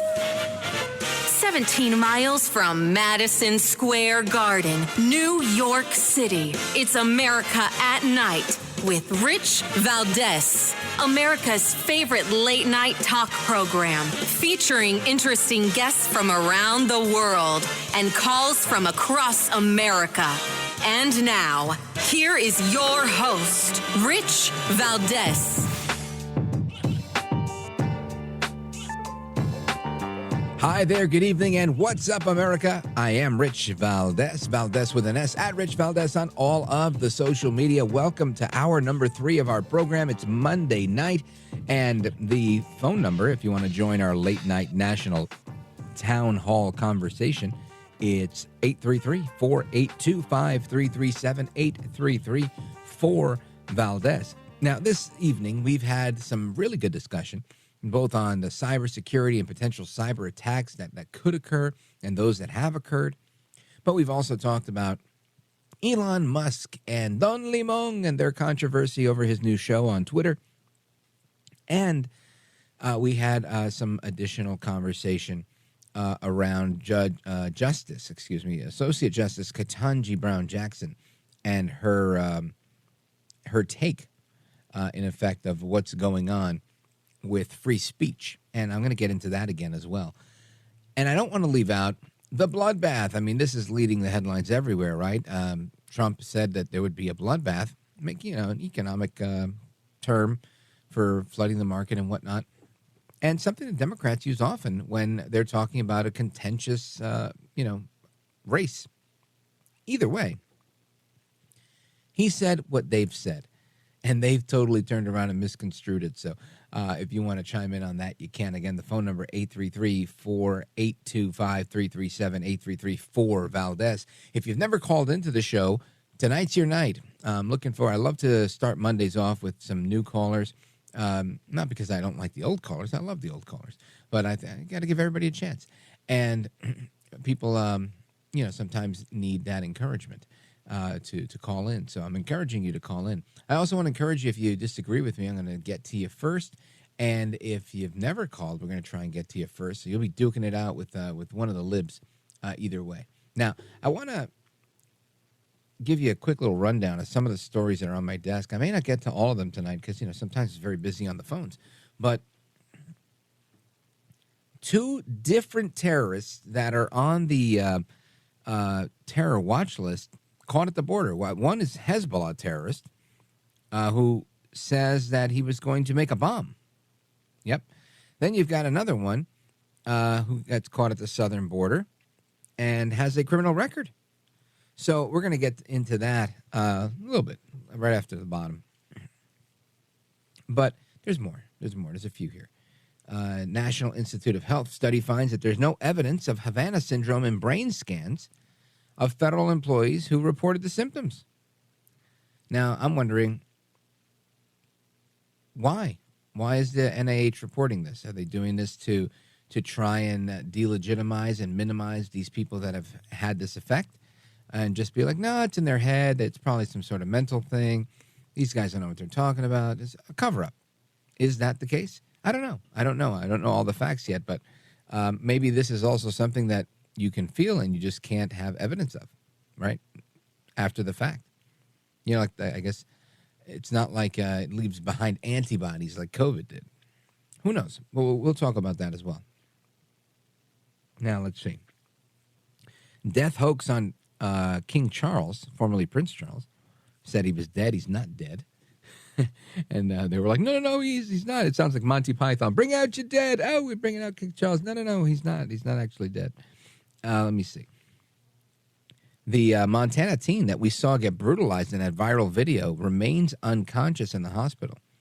I'm going to ask our team in the control room if you guys see any updates on the guy that got shot in the head with his own gun on the Brooklyn subway, the A train, when he pulled it out on the Hispanic guy, and the Hispanic girl who, both went to town on him for saying that he was going to hurt them and whatever.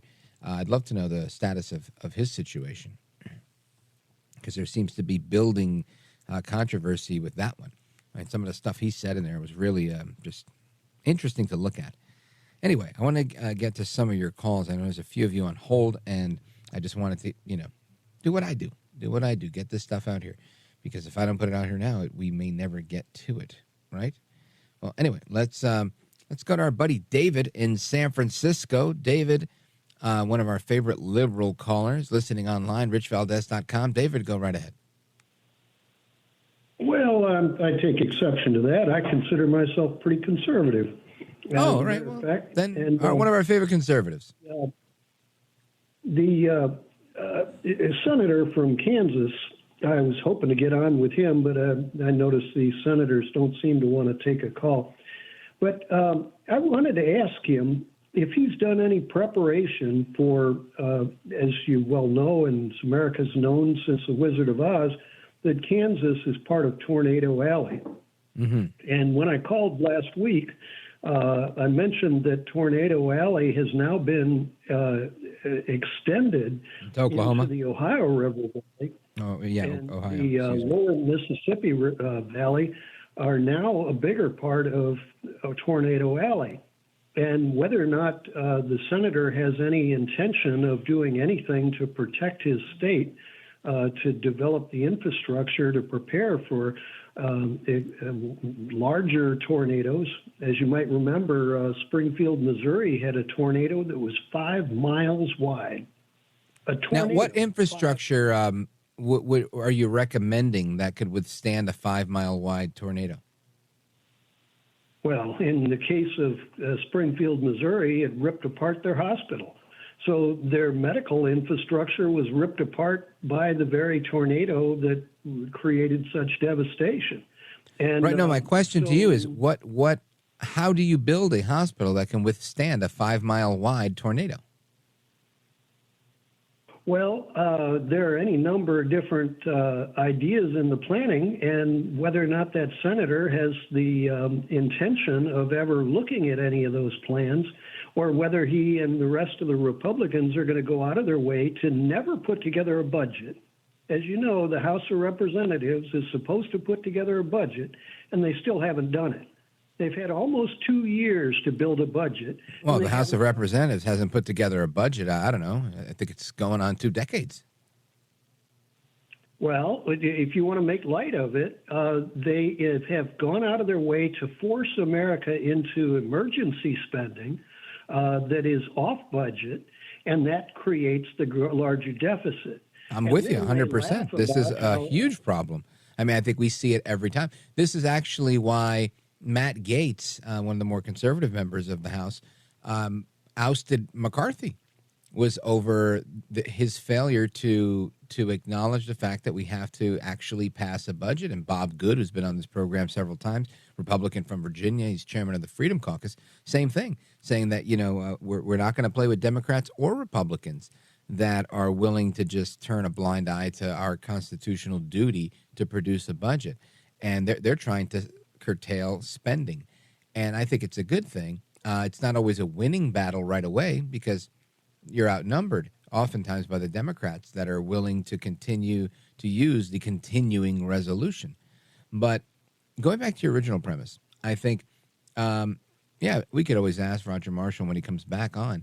But I think the bigger question is, I just don't know if appropriating more money for more infrastructure, more federal spending is going to minimize the impact of a tornado.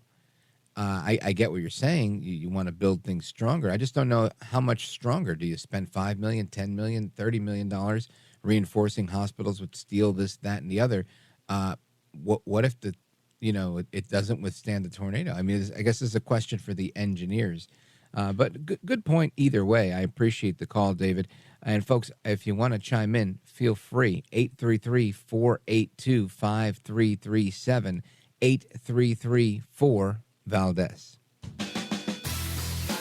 This is America at Night with Rich Valdez. Call now, 833-4-VALDEZ. That's 833-482-5337, 833-4-VALDEZ. That's Valdez with an S.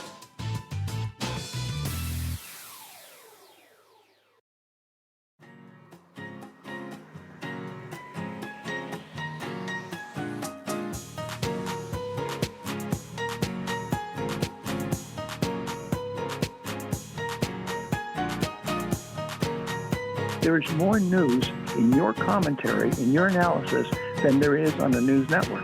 America at Night with Rich Valdez. Trump's team claims that Trump's use of the word bloodbath was taken out of context. Was he? No. This is exactly who Donald Trump is. We saw him call on his supporters to storm the Capitol 4 years ago, and he's doubling down, promoting violence this time around. And this is just right out of the playbook. Trump is weak and deeply insecure about this election, and he's only in it for himself. Our campaign has been saying this for months, and Trump is saying the quiet part out loud. And the people who are saying that his comments were taken out of context haven't said anything about all the other things that Trump has done, all the other times that he's incited political violence. And so, no, it wasn't taken out of context at all. This is who Donald Trump is, and America needs to stand up and listen to him. That is Quentin Fulks, Fulks. He is a campaign manager for Joe Biden, and he's very angry with Donald Trump. He says, listen, this is who Trump is, dog whistle politics. I'm so tired of hearing these people, right? It's like you can't say anything because if you say it, it's some sort of coded message. And listen, I understand there are coded messages out there. You know, I do get that. I realize that when some people talk about the invasion at the border, it's because they genuinely don't like people that are Hispanic. They don't like the idea of some other than American folks coming into the country and changing the color of America. And how do I know? I've talked to these people. They've told me this, and we've had these debates. Now, would I say it's a large majority? No, absolutely not. It's a slim majority. I have actually never encountered that in real life in my own personal life, but I've heard about it on the phone. Talking to people and whatnot, radio, stuff like that. So I can tell you that, not something I've experienced personally, but something I've seen personally, if that makes any sense at all. And this is part of the way that the left works, the left within the media, the left within the government, like Mr. Fulks. And the whole thing to me is phony, right? That their argument doesn't hold any water. That we can say that Trump is going to be is guilty of inciting a bloodbath, and he just like he did 4 years ago. I mean, these are charges that Trump hasn't even been charged with, right? There's an entire January 6th case, and not any part of that case charges him with participating in an insurrection. It just doesn't. Not a single case or conviction against the guy. They come up with all sorts of stories except the real story. Anyway, I want to get to your calls because I know there's a lot of people on hold, and I want to make sure we kind of crisscross across America to let everybody get a chance to chime in. Let's see here. Let us go. We just talked with David in San Francisco on the West Coast, so let's go over to the East Coast. We're going to check in with Doc in Wilmington, Delaware, Joe Biden country, WDEL. Doc, you're on with Rich Valdez. Welcome, sir. Rich, thanks so much for taking my call. Two disparate points about that I want to talk about. First of all, the attacks on Mr. Trump are right out of the Communist Party's playbook, all right? The Communist Party of the Soviet Union and Stalin and his people, that's what they do to their enemies. That's number two. I want to talk about cybersecurity for a moment. I got this off the web out of Wired magazine, okay? I'm talking to you on an Android phone. I'm going to replace it pretty soon with an iPhone. Here's why. All right. Per Wired magazine, any Android device in this country, including a TV, has a back door that goes straight into Red China, believe it or not. Yeah, let me pause real quick and jump in here. I have believed this just because I'm a suspicious kind of person, and I have a Samsung Smart TV. But I will tell you that I read an article, I don't know, a month ago, that said that certain modems, I don't know if it's still the case now, but when they came out, it was an older article, was saying that the modems are built with these detectors that would sense whether someone was in the room or not, and that they've only enhanced that technology to where it is today, where they can do lots of things. So yeah, I agree with you. I think there's a backdoor way in our cell phones, in our smart TVs. They tried to kidnap a kid. I don't know if you remember that story. We did it right here on this program during the midnight hour of a kid. They tried to kidnap a kid by hacking into an Amazon Alexa. This is a real thing. So I think you're spot on, Doc. Rich, thank you so much, sir. Yeah. Did you have another comment that you wanted to make? I didn't mean to cut you off. Yeah. This is for David. I love David out in San Francisco. He's a brilliant guy, but he's never been in tornado country. I grew up in Ohio, part of Ohio that was tornado country, Northwest Ohio. The only way to tornado-proof a building, believe it or not, is to put it underground. We were taught as That's what children I'm thinking. and as youngsters. Right. I'm thinking if tornadoes get bigger and bigger and, you build this building, and again, I'm just thinking, I don't know anything. I'm not an engineer. But I just, if you tell me you have a 5 mile wide, from where I live to the center of Times Square in New York City is 4 miles. And that's a big distance, in my opinion. So to say a tornado that reaches Times Square into New Jersey, come on, that's crazy. I can't imagine anything surviving in the path of such a behemoth of a hurricane. So to try and frame the question as, will the Republicans do X, Y, and Z to protect their people? I don't know. Can anybody protect these people, but for God coming down from heaven and doing that? So I think that's a brilliant point that you make, Doc. I appreciate it. And what'd you think about the Trump bloodbath comment? Think they're taking that out of context? I do. I think that for sure. Anyway, thank you, Doc. I appreciate it.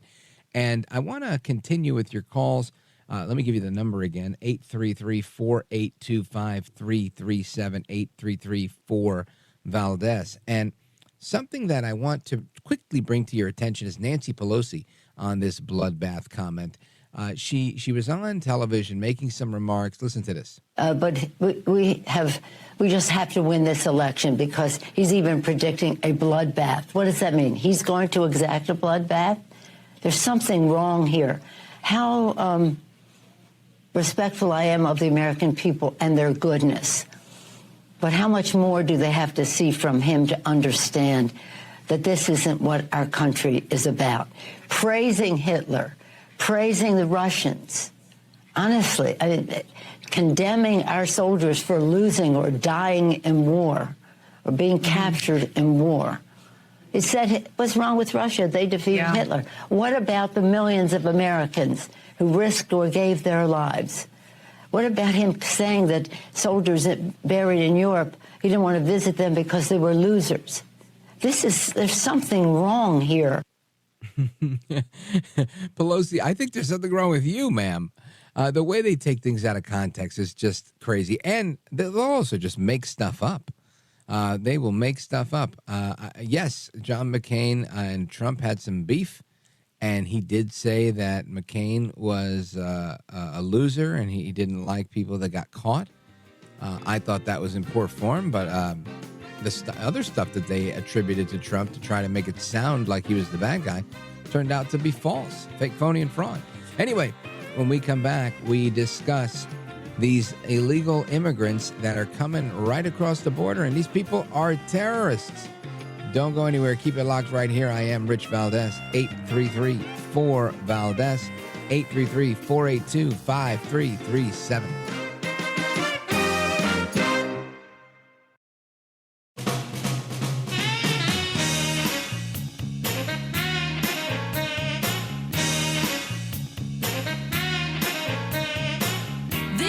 America at Night with Rich Valdez. Call now, 833-4-VALDEZ. That's 833-482-5337. 833-4-VALDEZ. That's Valdez with an S.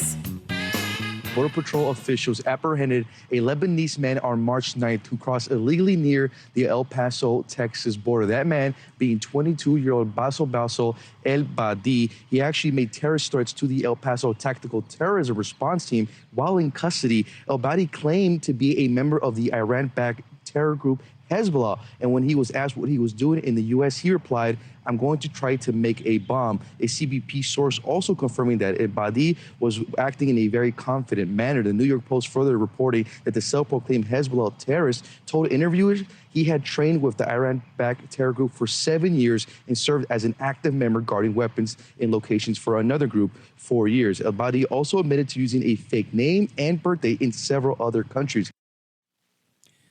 That's Jorge Ventura with News Nation with that report. And again, this terrorist who caught by the authorities down in Texas, coming in from Lebanon, And he admits he's with Hezbollah, hoping to make a bomb, and was headed for New York City. Lebanese illegal immigrant caught sneaking over the border. Unbelievable.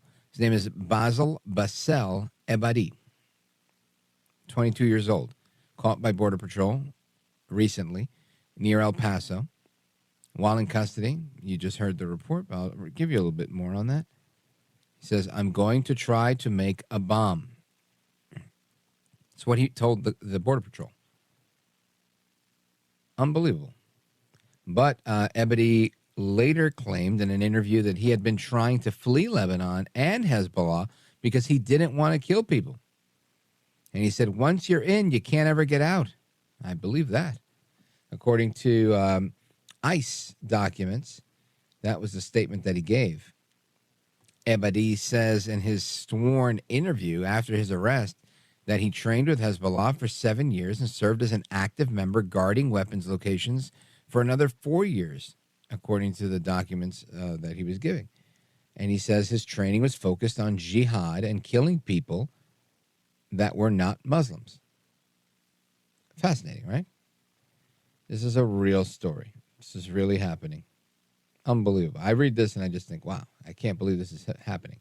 Right? I knew these people existed, but I thought they were all overseas, at least the majority of them. And I thought we did a good job of working on that. Clearly, we're not doing much.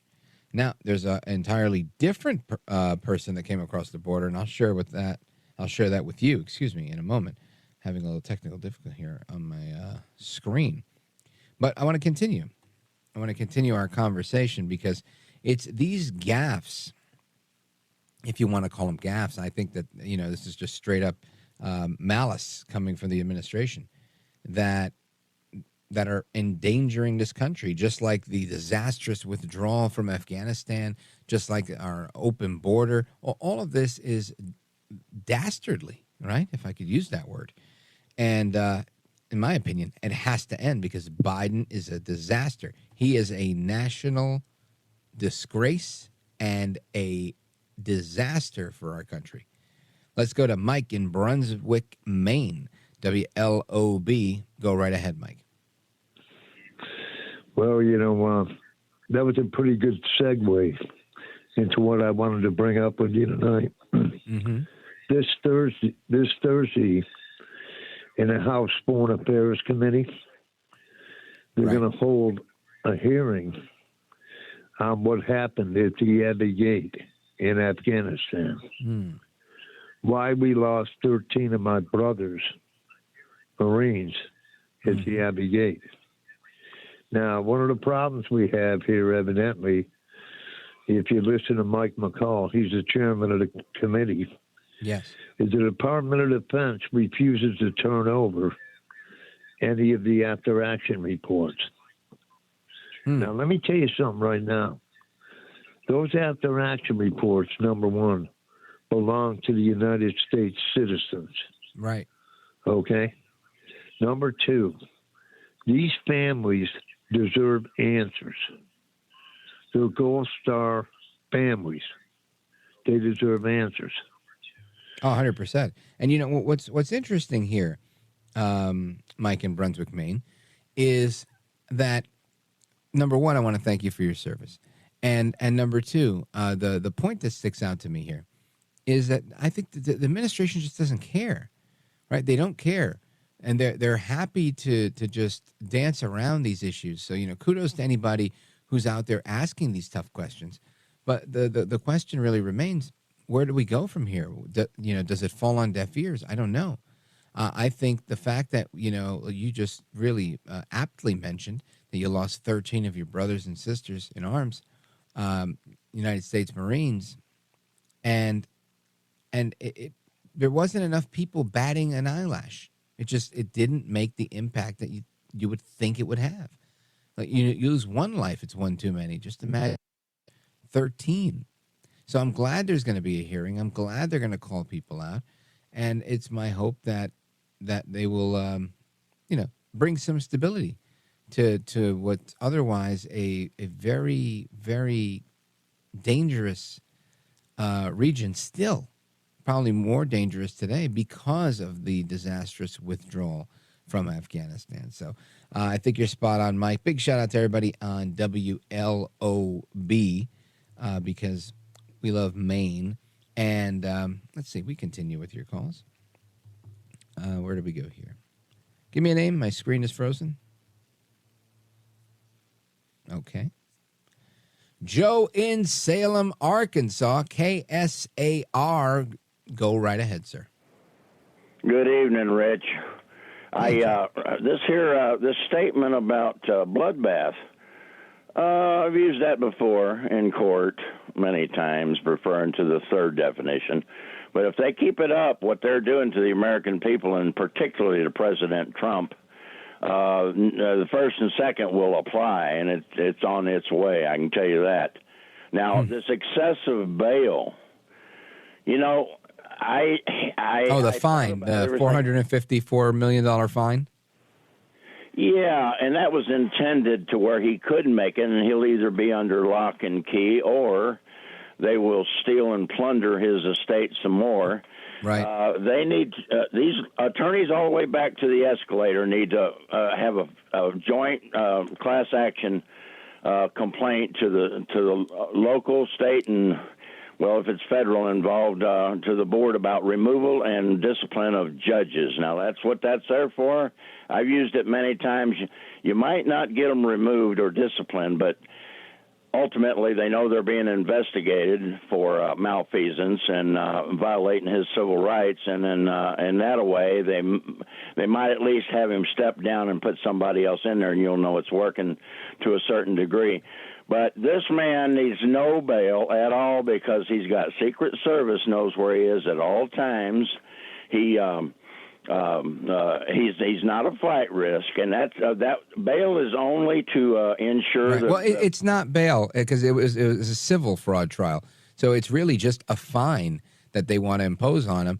But he can't get the surety bond because those companies there's a handful of them that he tried, and they're saying that they won't do it. So it's proving to be difficult, and they're saying, well, if you don't get the bond, then you're out of here, and we're going to take your stuff. And I think this is incredibly unfair because who does that, right? Who tries to totally bankrupt a person for something that's not like a federal drug crime? Rich, I heard reports that on this media here that it was bail and he couldn't raise it, or money he needed to put up to stay out on appeal. So it's not bail. It's a fine, and the fine has to be paid. And they're saying if he doesn't pay the fine, they're going to try and levy his property. And Letitia James, the Attorney General, wants to take away his property, and this is ultimately their whole goal, right? The entire goal is to try to not only embarrass him, but to then bankrupt him, so that he can't move around and that he's hamstrung the way Ketanji Brown Jackson thinks that the Constitution hamstrings the government. Excuse me. But once Trump is limited in his purview to do things, that their hope is that he'll lose momentum and he'll lose the election. And ultimately, this whole thing stinks to high heaven of a very purposeful witch hunt, in my opinion. But, Joe, thank you for your call, brother. I appreciate it. Godspeed to you. Folks, we continue with the rest of your calls and more straight ahead. This is America at Night with Rich Valdez. Call now, 833-4-VALDEZ. That's 833-482-5337. 833-4-VALDEZ.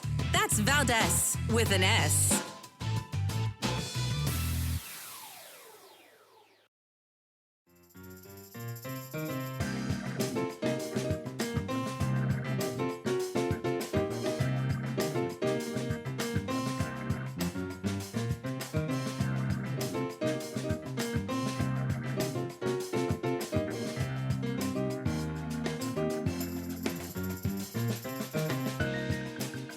America at Night with Rich Valdez.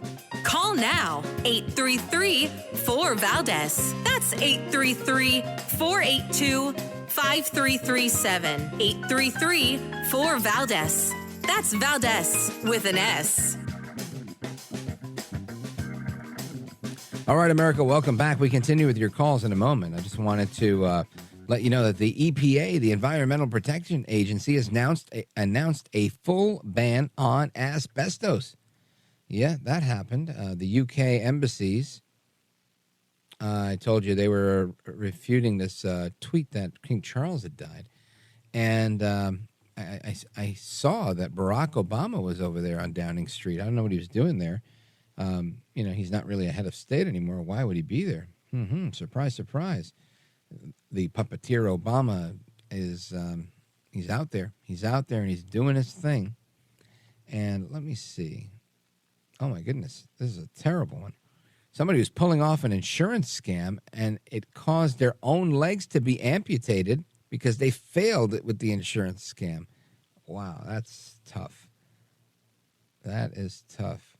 Taiwan student convinced his friend to amputate his legs as part of an insurance scam. Wow. I mean, some things are just absolutely crazy. And this is for David. And in 1925, the worst tornado in U.S. history roared through eastern Missouri, southern Illinois, and southern Indiana. It killed 695 people, injuring thousands of others. I skipped a line there. And it caused $17 million in property damage back in that era of 1925. So there you have that. Now, I want to get to your calls. And we're going to do that. Let me see. Where do we go? We've got this one. We've got this one. Let's go to Jim, who listens on WGN in Chicago. Jim, go right ahead. Hey, Rich. It's a pleasure. Thank you very much. Likewise. Thank you. I have just two things. I'm a big-time listener of NPR, and unfortunately they're playing the smirky major network news thing. So their news is no longer considered valued, in my opinion. Yeah. But what I wanted to add was a question to you. Who do you think Corn Pop would vote for in 24? That's so funny. I think hands down Corn Pop is with El Trumpito. I think it's no question that Corn Pop is with the Trumpster because there's so many. As I remember it, Corn Pop was a very tough black guy from Biden's neck of the woods. And I heard this audio clip of some black guys and black women, actually, a bunch of black voters that were having a forum on the upcoming election and the current issues of the day. And while you're on the phone, you should probably listen to this. Check this out. So they bringing them in. You wonder where the money coming from? They taking it. The COVID fund that was here, that money. Yep. You talking about all the pro housing programs. So when people pay rent, all the rental programs, that money, all the programs. Now, I just want to clarify. This woman is in a forum for voters. They're all African American, and she's voicing her concerns on illegal immigrants in her neighborhood. And she's talking with some people that are seated far away. She has the floor. She's on the microphone and making her statement. And as she's making the statement, you can hear how the conversation evolves. Continue. That we have in the city of Chicago, they are bankrupting us. They are taking from all of these programs that we have, and they're taking the money and they're funding the migrants. Yeah. Our taxpayers, we've already paid $32 million out of our taxes to house and take care of the migrants thus far. Now, we already know the only ones who qualify to become citizens in asylum here from the starts of they were here after August, they don't even qualify. Period. But here we're going to be taking care of them for 5 to 7 years while there's paperwork floating on people's desk. And why? Send them home. Send them back. But Venezuela already said, oh, we're not taking them back. Mm-hmm. So now, I got a question for you. Who did you vote for? First of all, I have no problem with saying that I did vote for Biden because I was not voting. Okay. I did. Okay, but here it is. Hold on. That was a question. Okay. Now you answered it, right? Okay. This migrant influx that we're dealing with right now, this is your fault. Uh-oh. Okay, well, let me say, hold on. And, I think I hear audio clip and I see it all the time all over the place. More and more people are just saying, you know what, enough is enough. We're going with Trump. And you heard the back and forth there. So I think, I think it's looking like Corn Pop Jim would likely be voting for El Trumpito Donaldus Magnus. Jim in Chicago, big shout out to everybody listening on delay on WGN. I appreciate it. Folks, we're coming right back. The rest of your calls, don't go anywhere. This is America at Night with Rich Valdez.